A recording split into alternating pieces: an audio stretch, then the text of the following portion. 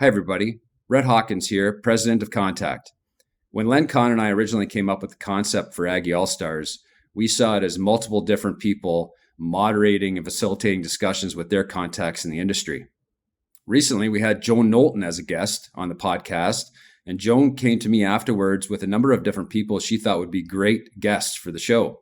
I thought it was a perfect opportunity to actually bring our mission to life and asked Joan if she would actually moderate and facilitate one of the podcasts, which she graciously accepted. So with that, we'll pass the reins over here to Joan for our first guest moderator with her discussion with Mike Perovich. Thanks, Joan.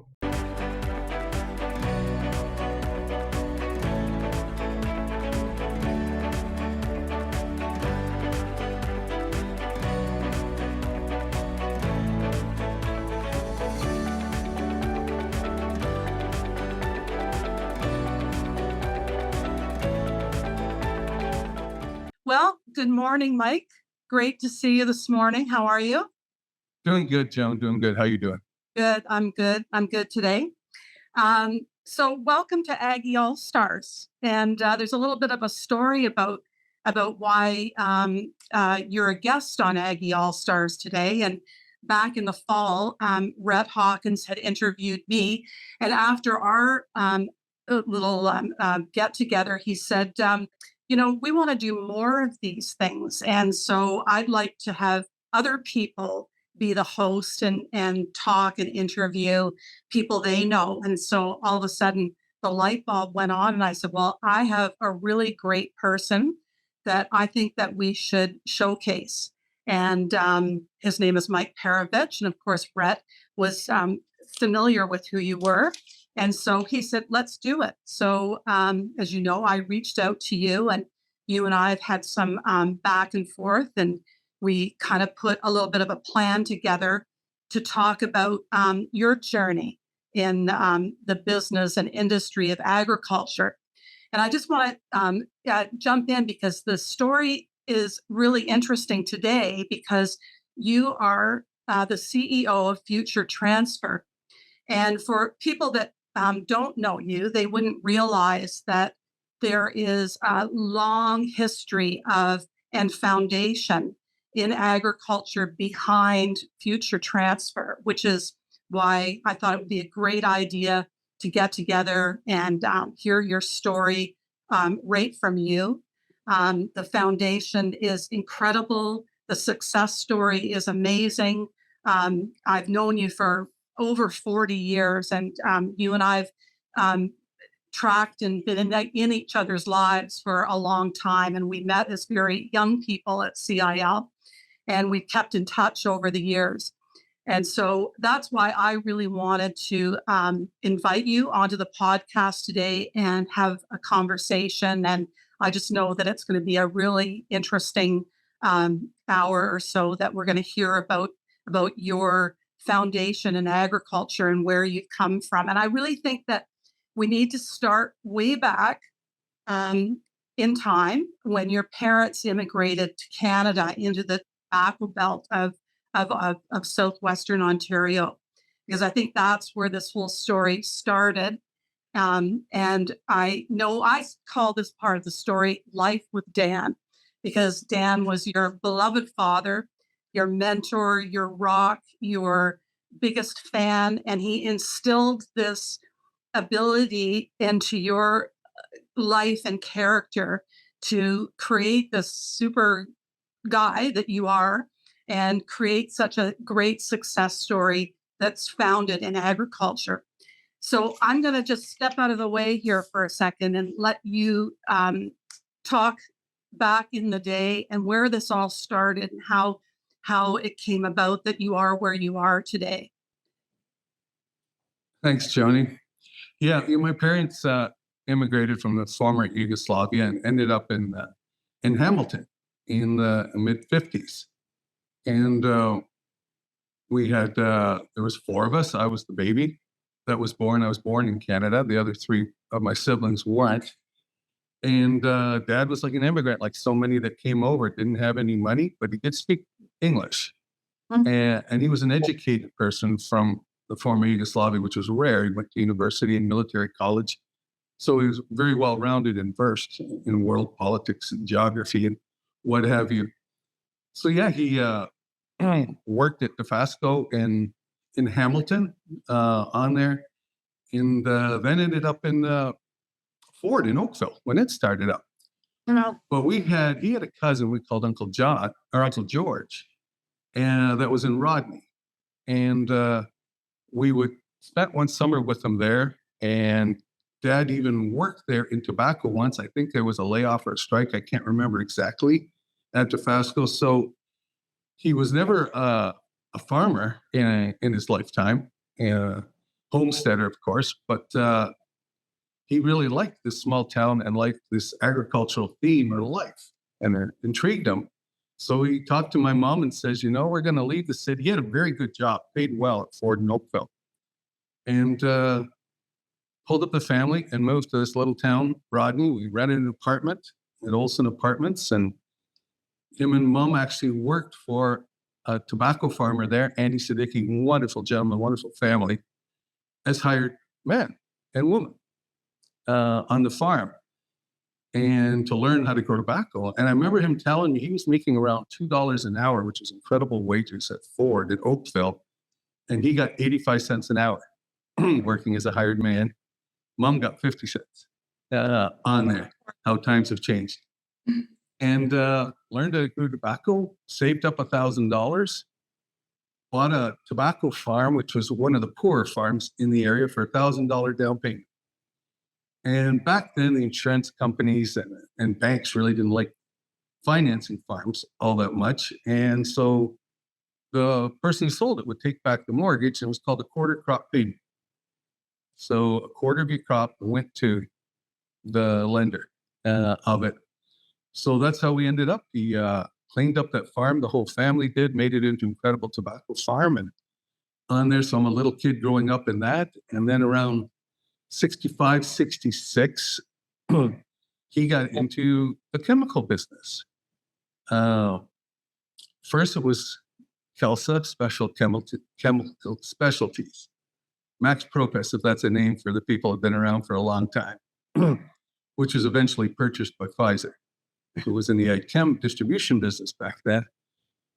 Then he was a CIL farm agent or farm dealer, which is where he met you. And on there, he'd sell fertilizer, he sold chemicals, we sold seed.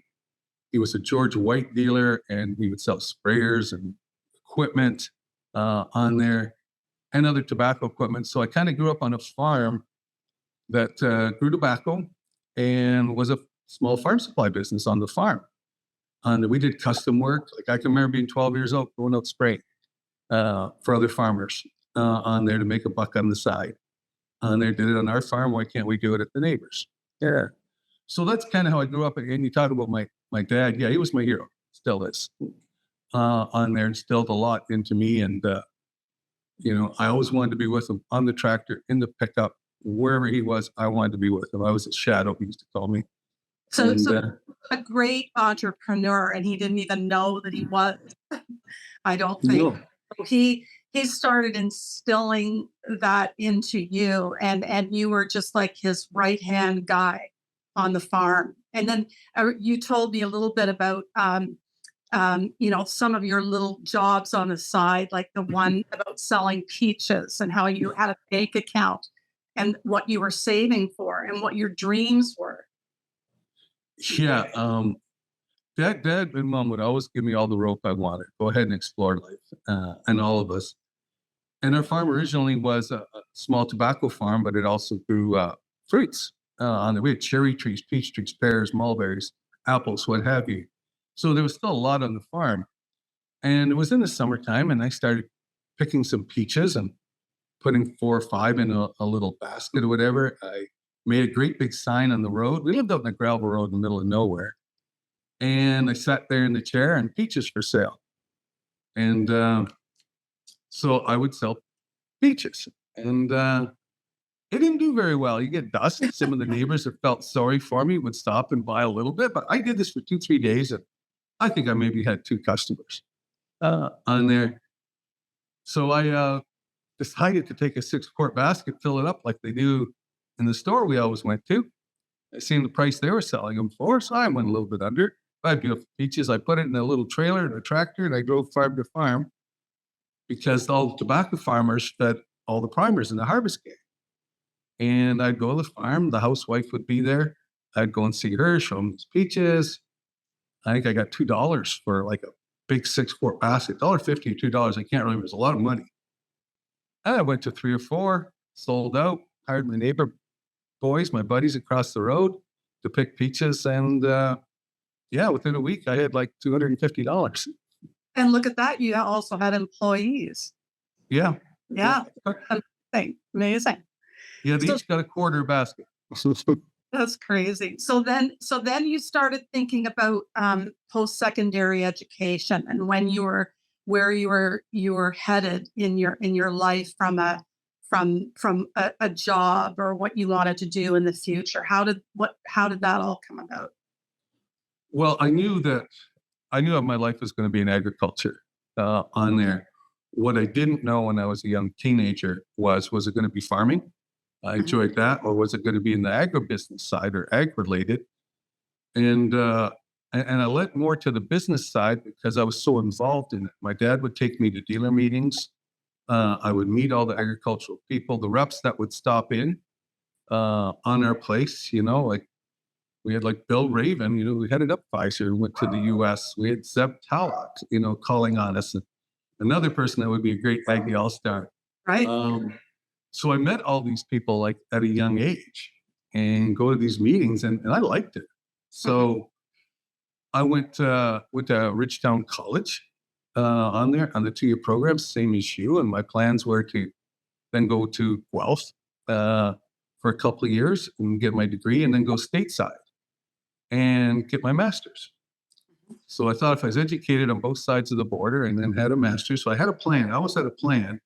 But plans change. And when I graduated during college, I worked at CIL in Thamesville, where you worked, along with your same old colleagues, learned a lot in agriculture there, learned the fertilizer, nutrition side of it. And there was all these job offers. They were looking for people in agriculture like crazy. This was 78 when I graduated from Ridgetown. So I decided not to go to university for a year, take a year off and go work. And so I had all these job offers and Agrimarts even, like it worked at even with Pfizer and Cluets and a bunch. And I picked the smallest one. It was a farm supply between Elmer and Tilsonburg, a little closer to Tilsonburg, called Future Farm Supplies. And Jack and Barb were dealers in agricultural chemicals, but it was also a Pfizer warehouse. So they warehouse chemicals for Pfizer and delivered them. So now I had another element delivered, or brought to me was, the services side of agriculture. So I worked there for a year and I had to think what I was going to do. I loved it. Loved what I was doing. I remember getting a brand new van, a roadmap, and a customer list. And Jack said, go get them. And his previous salesman had quit and started a business on his customers. So it was a real challenge.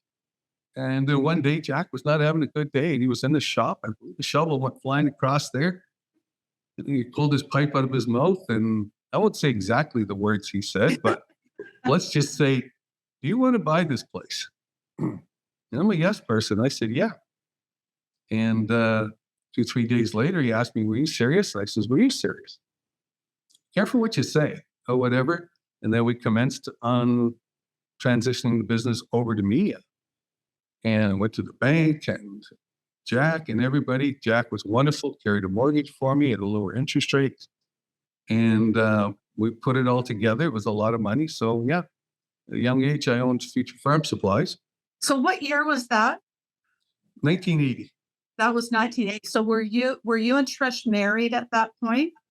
No, I didn't even know Trish when I bought Future Farm Supplies on there. And as luck would have it, a good friend of mine that went to Ridgetown, we went to college together, Ross, he was just 5 miles up the road in Brownsville working for a farmer. So we go back and forth all the time. And I pulled into Ross's lane one day. I saw after supper to see him. And I seen a girl in a baseball uniform go by behind me on the sidewalk. kind of looked at her and wow. And I went into Ross, says, who's that girl? He says, I don't know. So I said, I think she lives in the village. So got a baseball uniform, small town, one baseball park.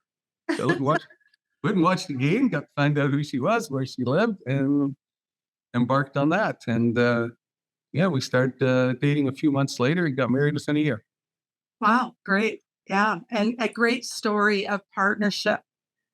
For sure. She had been a great supporter of yours and right by your side through all of your business acquisitions, maintaining operations. I mean, we need to hear more about Trisha's involvement in the business for sure.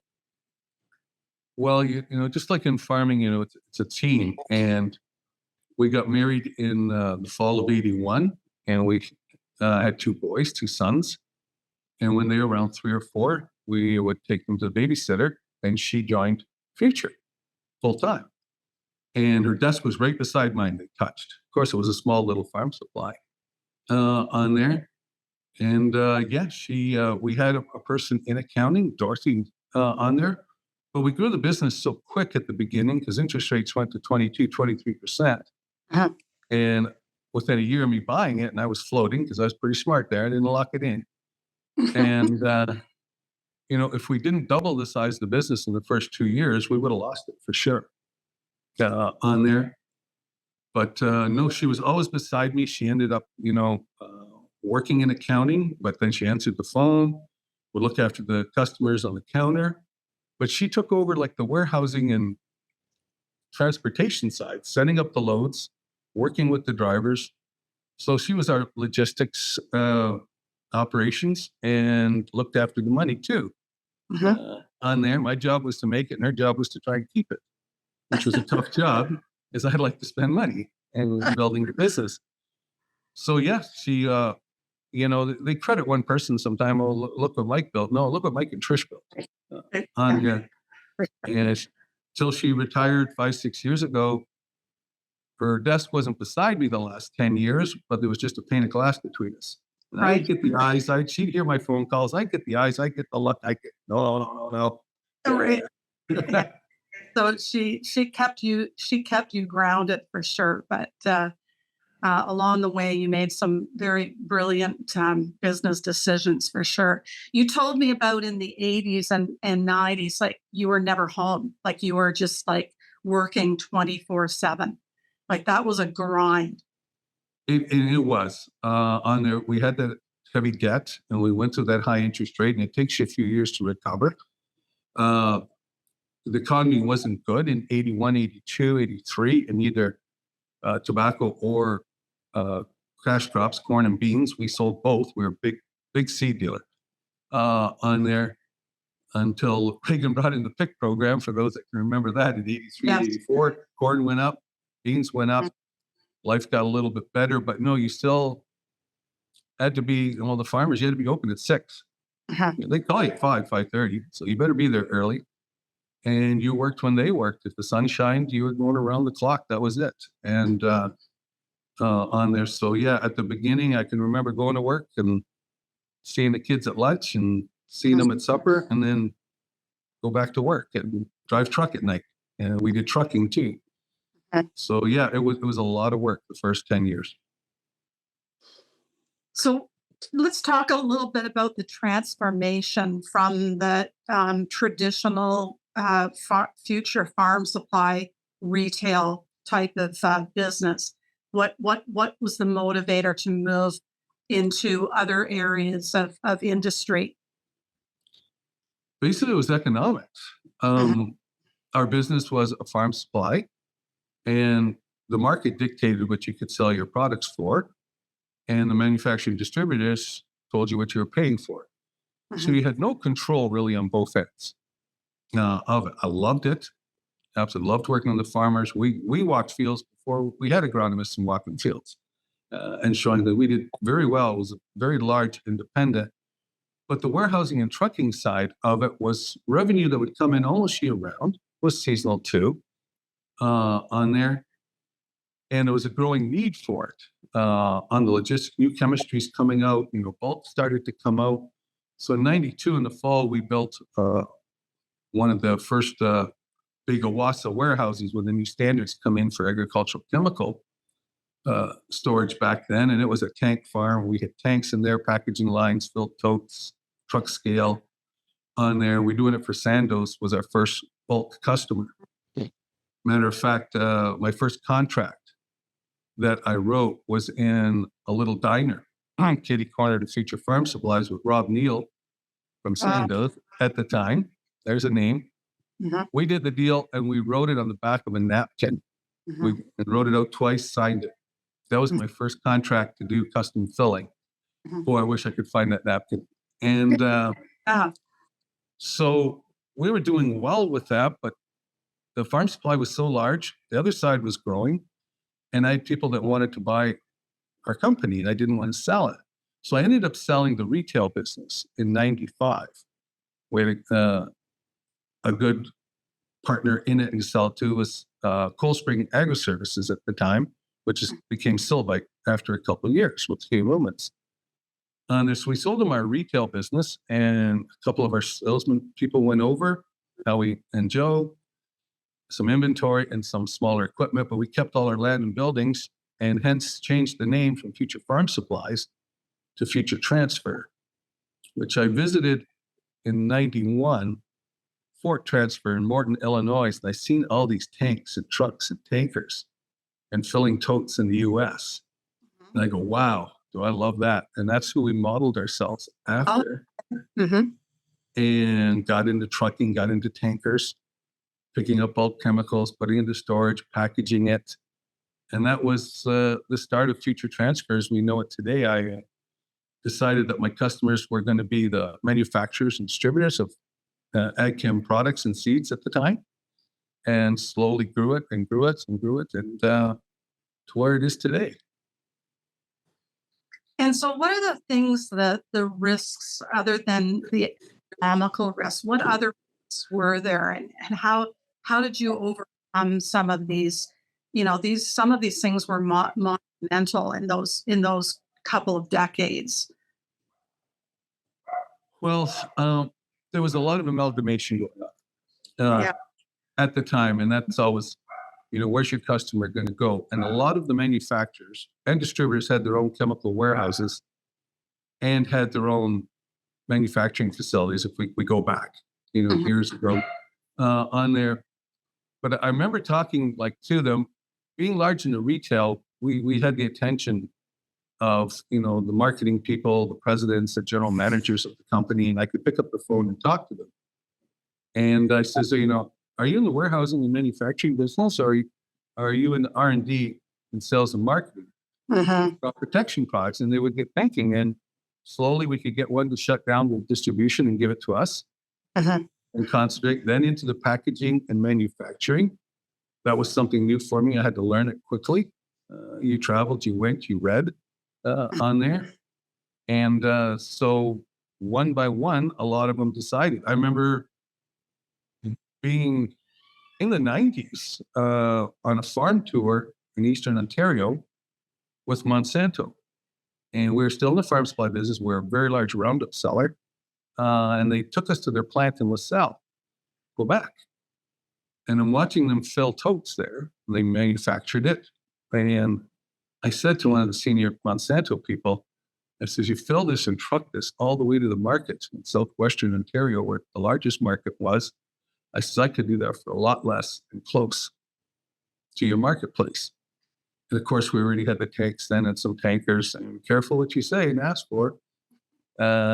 Within a few months, we were trucking Roundup from LaSalle, storing it in our facility by Tilsonburg, filling totes and delivering them. So a lot of times luck, Jim Inksetter was my rep. I was supposed to go to the Southwestern tour. He says, there's an Eastern Ontario one. Why don't you go? Dan Carruthers was there. And so I went to that one, and it happened to include a tour of LaSalle. So a lot of times it's luck, or you find your luck on there. Another one was where a toller did a very terrible job of filling jugs. Was late, mislabeled, and that was BSF at the time. I remember his name was Saul. We're having all this trouble to get it. He says, Mike, can you fill jugs? Of course, what did Mike say? Yeah. Okay, you're going to fill our jugs from now on going forward. So I had a few months to learn how to do packaging lines and all of that. So Newton's third law, I always believe in it. For every action, there's an equal and opposite reaction. So if there's a problem somewhere, whether it's mine or somebody else's, go on a 45-degree angle, look up, and there's an opportunity there. And we capitalized on that a lot. Yeah, that for sure. See that. Let's talk a little bit about employees over the years that you've had and the ones that are still with you. And yeah, you didn't do all of this alone. You've accessed really smart people to bring them on board. And I think people have stuck beside you and behind you over the years. Let's hear a little bit about that. Well, going back like even into the 80s, and that, of course, being in an agricultural community on there was a lot of even kids, in high school that wanted summer jobs. And so we would hire them, or their dad worked for us on there. So we really got to pick some great and talented people with strong work ethics and from the farm. You make hay when the sun shines type of people. So that's who we were fortunate enough to hand pick and bring onto our team, especially got into trucking and tankers.